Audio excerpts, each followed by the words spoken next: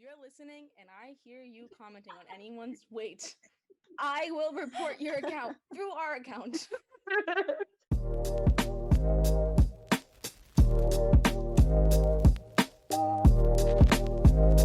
Hi, everybody. Welcome back to Filtered. I'm Benita. I'm Sharon. I'm Celine. I'm Rebecca. And I'm Hannah. Today, we have a special guest on. Her name is Nina Thomas, also known as Brown Like Curry. Woo! Hey! Woohoo! Just a little bit about her. She's a lifestyle vlogger and blogger talking about religion and culture, fashion, and travel. She's a high school English teacher, so everybody's grammar better be on point today.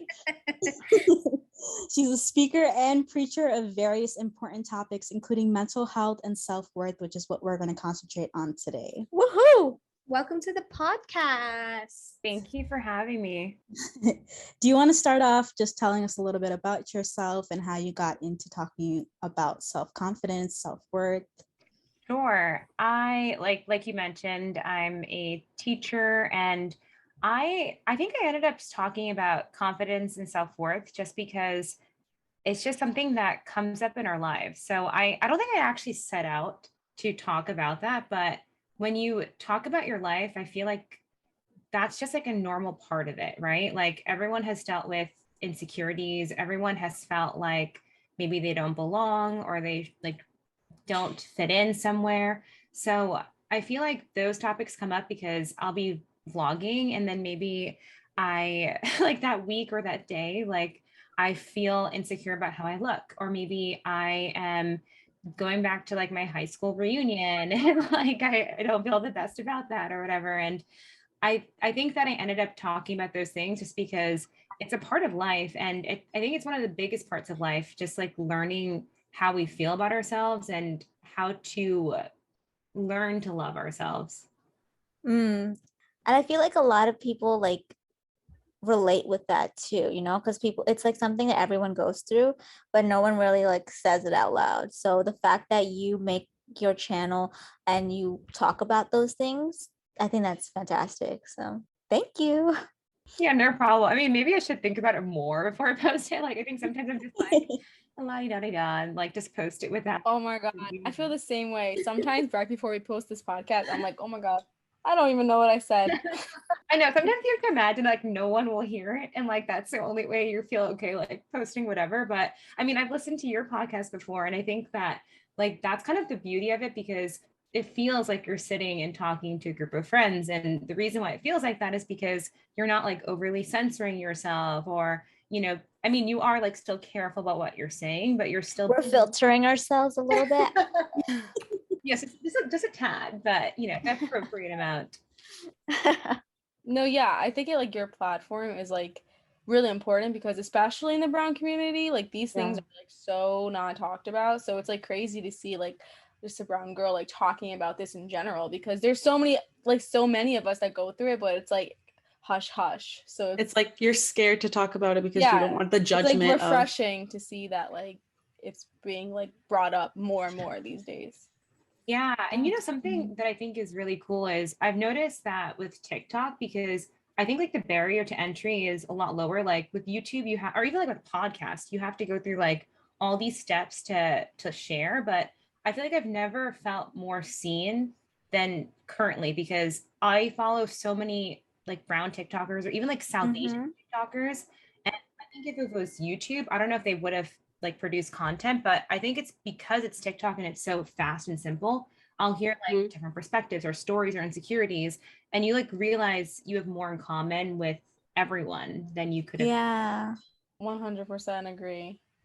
It's like everyone's really living the same life. Yeah. So like in the brown community specifically, I would say just because we've had experience with that, appearance tends to be like super important, and how we present ourselves is super important.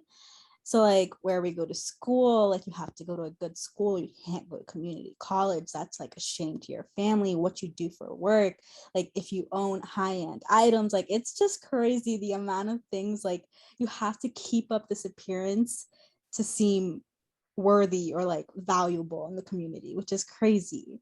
So like one of the questions we had were, what are some things we should really prioritize instead of like materialistic things when portraying ourselves in the community? Yeah, actually this came up like super recently because I think like even in the bio you guys originally had, it said like New York City teacher. And I was teaching in New York City for, I think it was like, I was on the pay scale at year 8, but it was because they counted my residency or something like that. So like I had taught like 6 or 7 years full time. And so like eventually like your pay goes up, right? And so like it starts off like not great, but then it goes up. And I got an offer to teach out on Long Island, and it's like a much better setting and like calmer, better commute, like all these things that like matter. But I realized when I was like about to accept the job that I would be taking a $30,000 pay cut. Wow. Wow. Yeah, and I was like, Just from going to Long Island, just going to Long Island.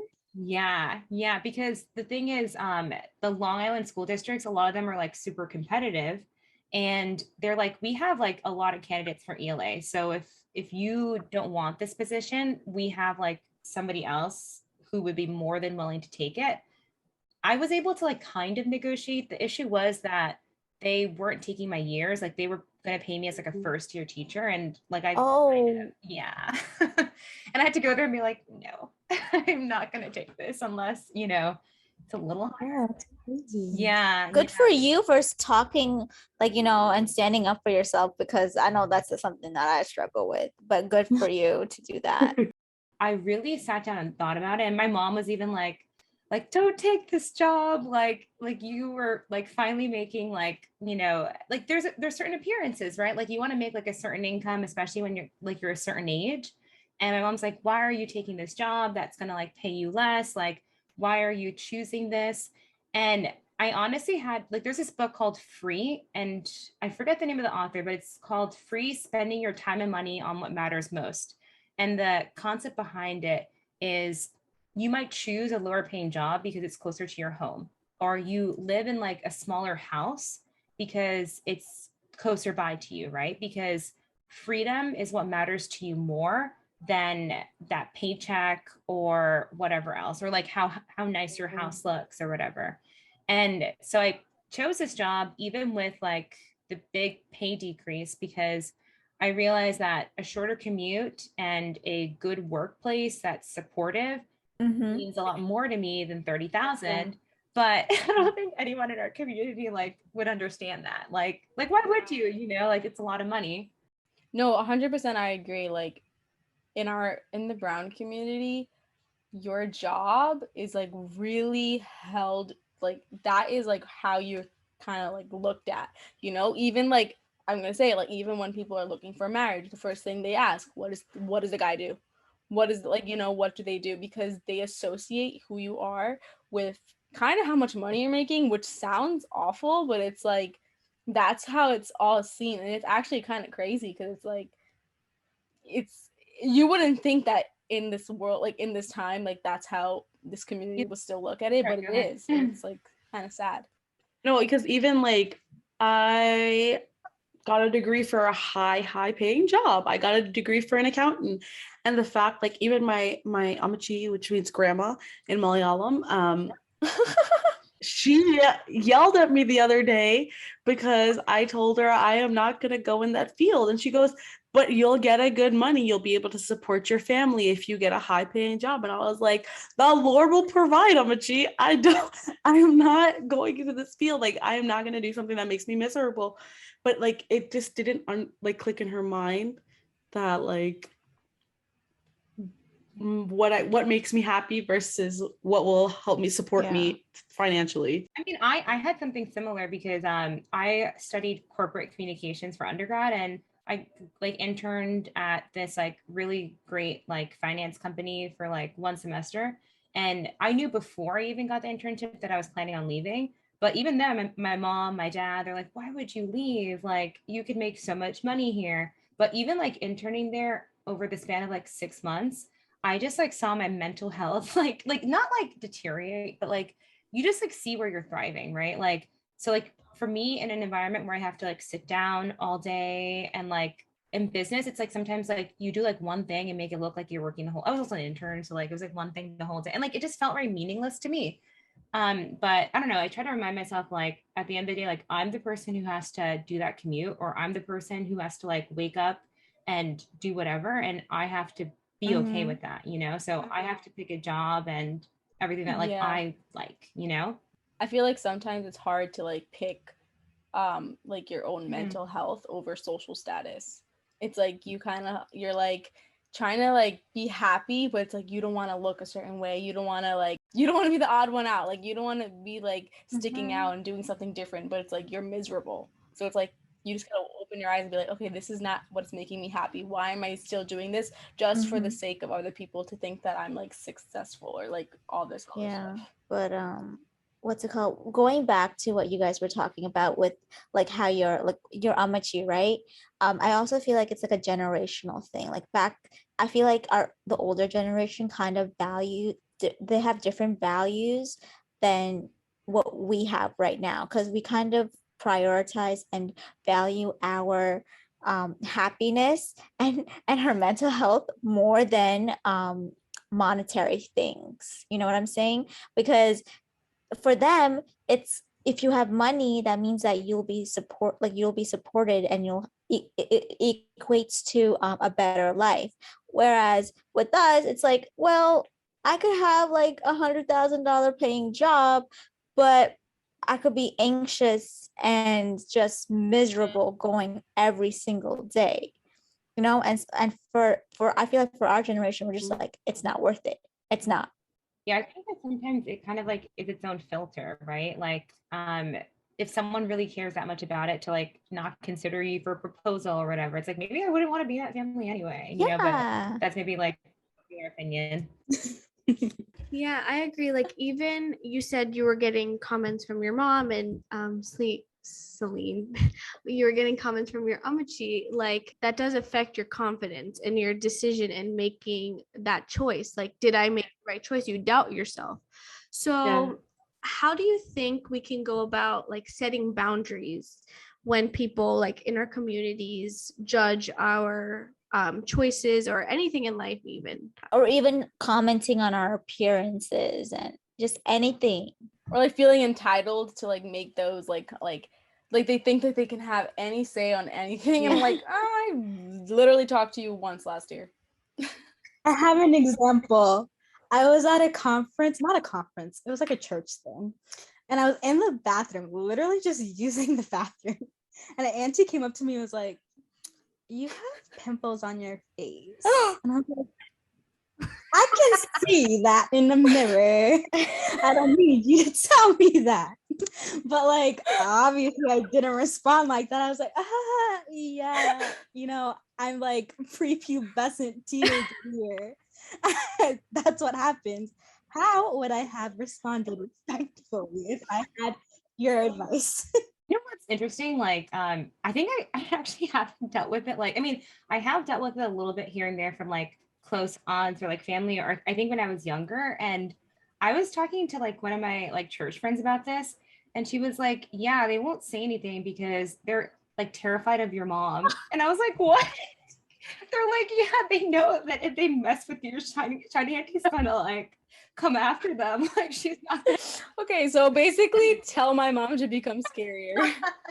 My mom is too nice right now. No, but I mean, like, I mean, I don't like particularly recommend like, and my mom, like, I think she's proud of it. She'd just be like on when I first pierced my ears, that was like a big deal, you know. And initially, she's like, "Oh, why'd you do that? Whatever."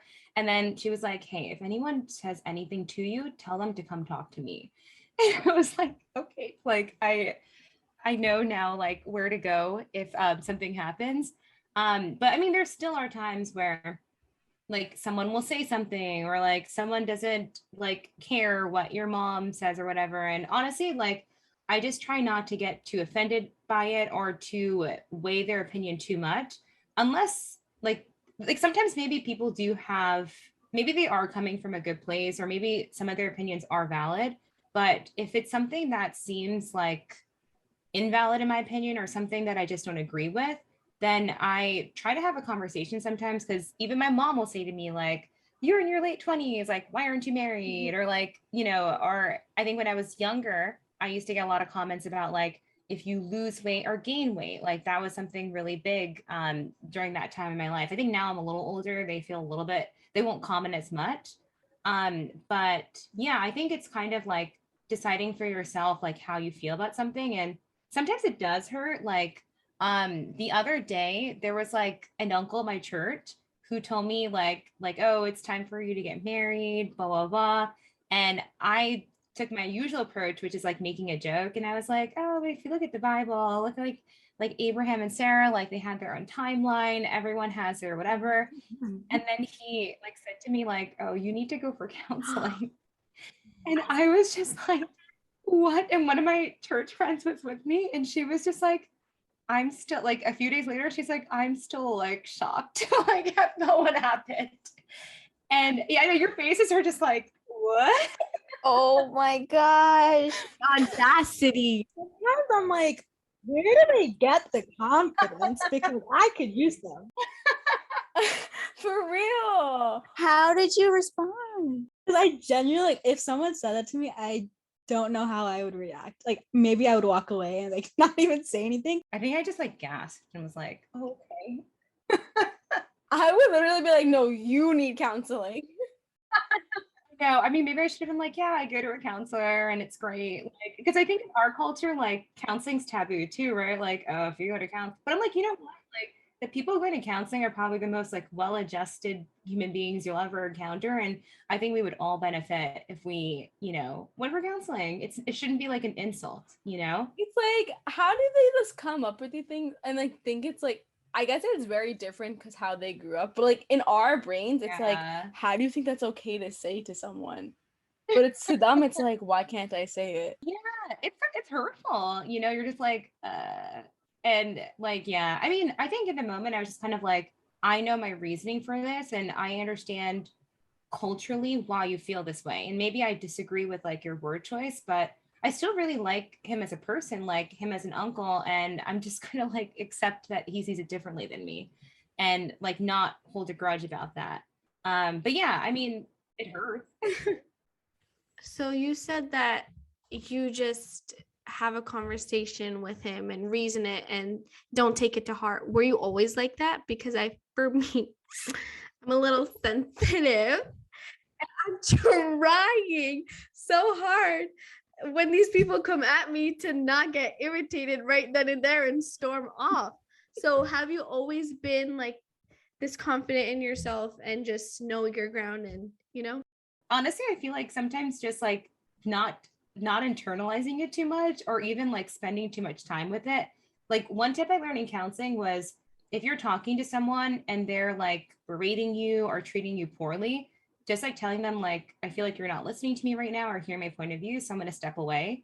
And like if someone really is telling you something that you're or like not letting up about it, just saying like, I really disagree with you, I'm going to step away now. And maybe like walking away is the best thing you could do, because not everyone is right. You're not going to convince them. Like you're like, another thing too is my friend from church was saying like, all we can hope is like the next generation will not have to deal with that. Like our children hopefully will not get those comments, and like we know how that hurt us, so we could be better. And again, I think sympathizing, like they come from a generation where that was love, or like that was like coming from a good place.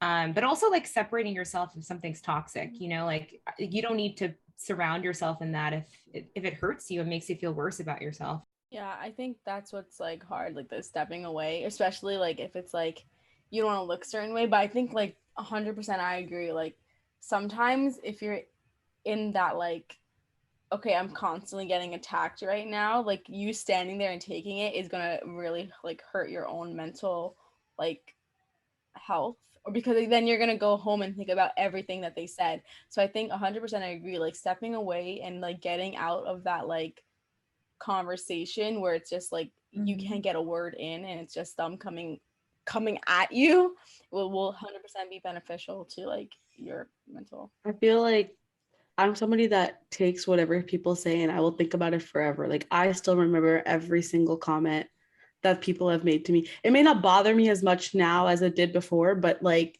I still remember every single comment made to me since I was little. And I feel like I'm talking to the little kids out there, like what those comments say to you, like they're not true.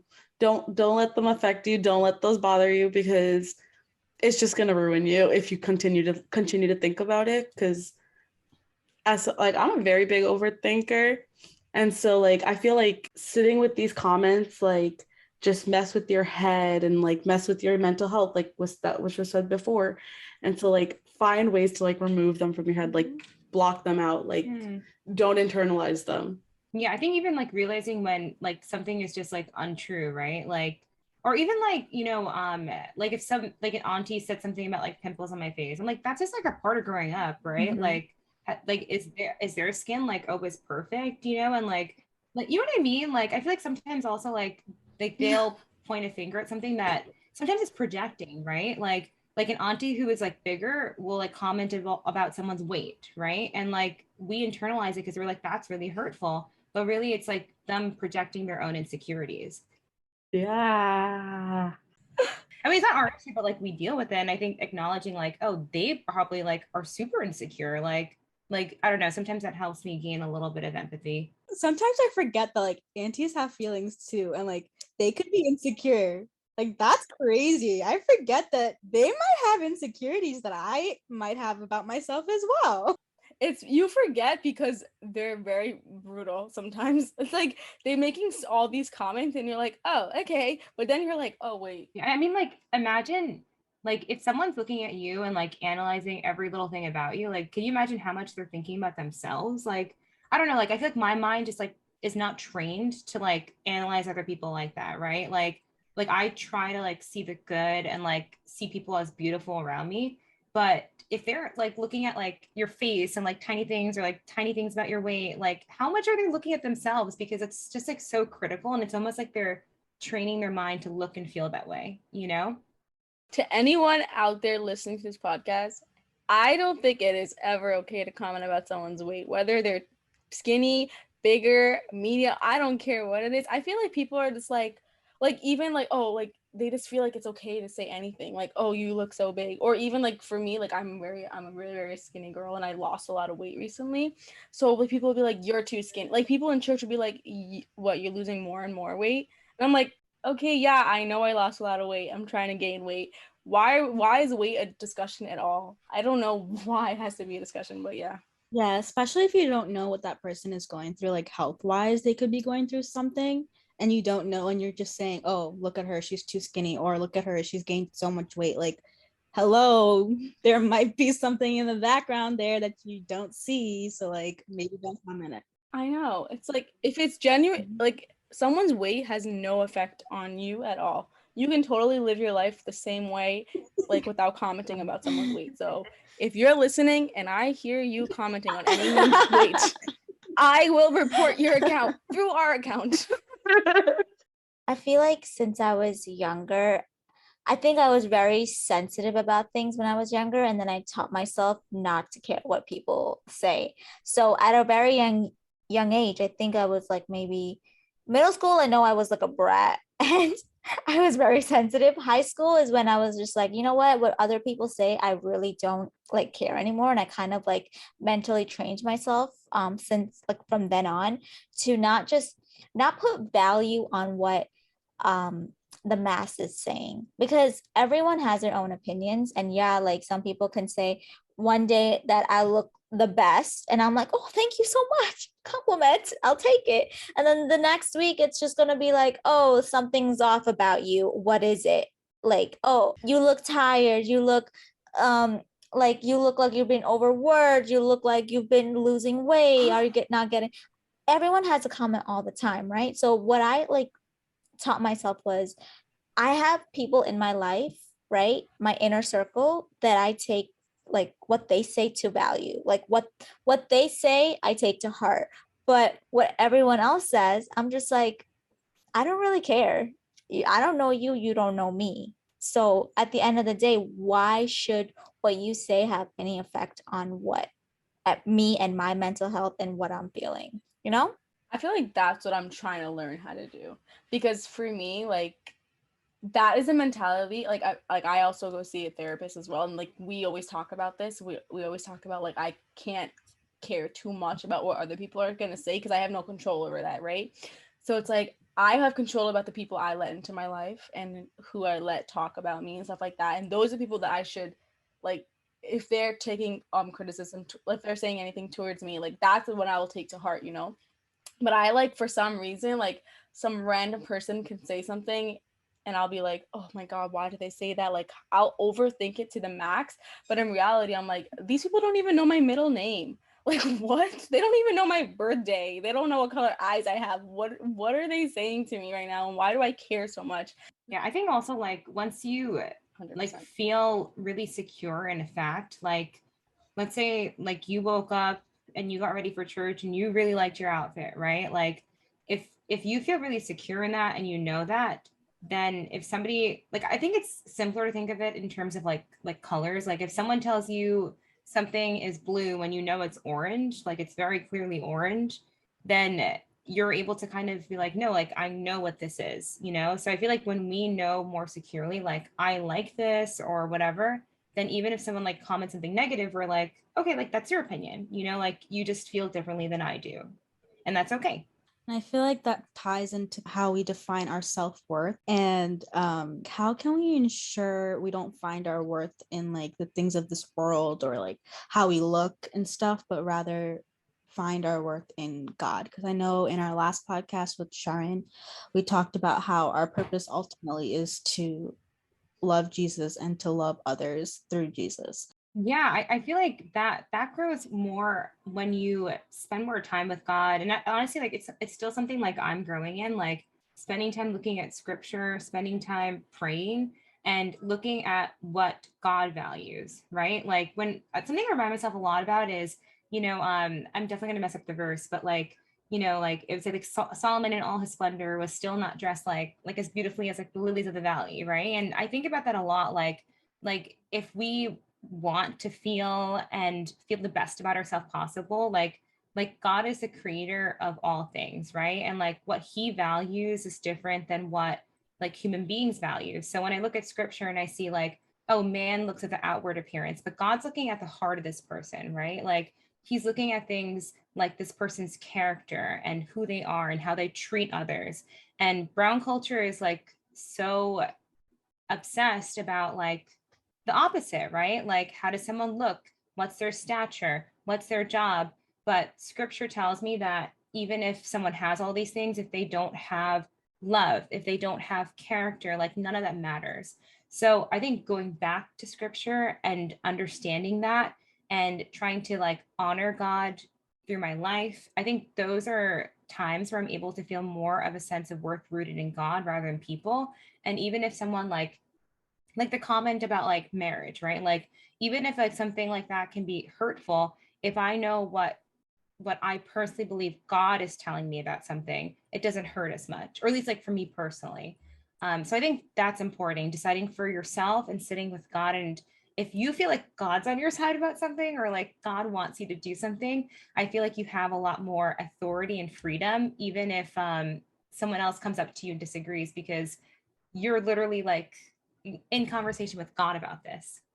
Yeah, it's so true. I think like that's so important. Like having a relationship with Christ or God solidifies who you are as well. It's like finding your self-worth in God is through your relationship in Christ. No, yeah, I agree. Because like everybody always says like it's like you think it's so simple, like, oh, spend time and read your Bible, know God more, and that'll like benefit you in every aspect of your life. And I've noticed like when I spend more time with God and sit more in his presence and learn more about who he is and who he is in my life is when I've been the strongest and when I've felt the best about myself and the best about the people around me. And it's the days where I forget, not that I forget about God, but I forget to like spend time with him, that I'm like, yeah, where I don't prioritize is where I just feel like everything bothers me. Everything gets to me. Also, what you see on social media can also influence you. I've noticed that because when I was younger, I used to be like, when you have social media when you're younger, you're like, oh my gosh, that girl is so pretty, she has this and that, yada yada yada. And because of that, I again realized this, and I was like, no, I can't look at that content. I can't make myself feel bad about bad about what I have, and where I'm at in my life right now, just because someone is doing things on social media, right? No, I agree. Social media really like messes with your brain, especially in nowadays. Like in our, I feel like growing up, like I wasn't really like, of course we had TV, but like Mm-hmm.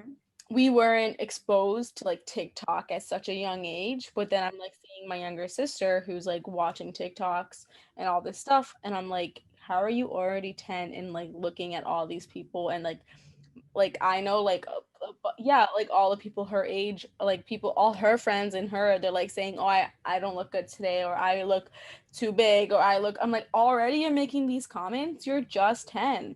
Yeah, I think sometimes curating your feed is also helpful. Like I purposely sometimes follow people who are like a similar body type to me. Like I tend to carry more weight like in my thighs, right? So like I find people who kind of look like me and see how they dress, because I think if I see someone who looks like me and they're like confident and happy in themselves, it gives me a sense of confidence. So yeah, I think that helps a little bit. And like just finding those creators who resonate with me personally. And honestly, now there's so much body diversity in terms of like the creators that you can follow, but you do have to look for it. So I think like that initial step is hard. And then once you have like a feed of people who are like encouraging or like whatever, then it's great. That's so smart. I never thought about it. I would just delete Instagram and be like, can't see these people. Goodbye. I mean, that's another method too, right? Because like sometimes like it's just too much, right? Like it's overwhelming. It's like too much information.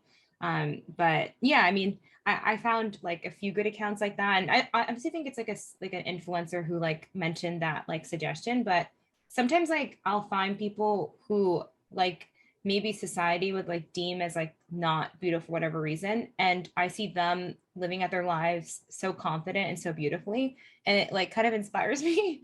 But then I've been on the other hand where you see someone who like, you know, who you like grow up wishing you looked like, and then it makes you feel awful. So I guess it kind of goes like hand in hand. Talking about like self-confidence and self-worth, especially now that we're older, and like Becky was saying, seeing her younger sister experience things with her friends talking about their self-confidence and how they don't feel like great about themselves on a particular day. How can we help people that are experiencing issues with self-worth or self-confidence if we are presented with their issues, if they share that with us? I follow people like I think her name is Natasha Ocean, and she's actually like this fitness blogger. And something she said was like obviously look at the fitness channel, you're thinking like, oh, everything's about looks and being whatever. And one of her biggest things that she like says often that like really sticks with me is like how you look is like the least interesting thing about you, right? Like so like yeah, she has a fitness channel and she's like putting energy into her looks in that sense, but like her as a person, like that matters so much more than like how she looks in a photo. And seeing people like that and like surrounding myself with people who like emulate or care about like others, and whose main like trait is not like their outward looks but like who they are as people, I think that helps so much. And yeah, I don't know, like also like letting kids know, like I think if they see you, like they probably look up to you so much, and they're like, you guys are like these beautiful, well established like older women, and it's like I don't know about all that, but we try. but like they will realize like, oh my god, they deal with insecurities too, right? And like they probably are like, okay, like I'm not alone. They look at you and they realize like, if you feel this way, like I'm not like crazy for feeling this way. I think it's actually like I mean, unfortunately it's kind of crazy not to feel insecure at times. But yeah, I think it just like humanizes it and lets them know like it's okay. And even like your beautiful, awesome chachis feel like that sometimes. Thank you for joining Podcast. us. Thank you, everybody, for listening. Definitely follow Nina on all platforms and follow us on Instagram at Filter the Podcast. There is a link in our bio where you can go to our Spotify, Apple Podcasts, Amazon Music, YouTube, you name it, we're on it. Send us questions, comments anonymously or through DMs. We'd love to hear from you. And thank you, Nina, again for joining us. Oh, she mentioned a book also, and we'll post it on our story so you can get access to it. Thanks, Nina. Bye, best friend. Bye. Bye, everybody. God bless you.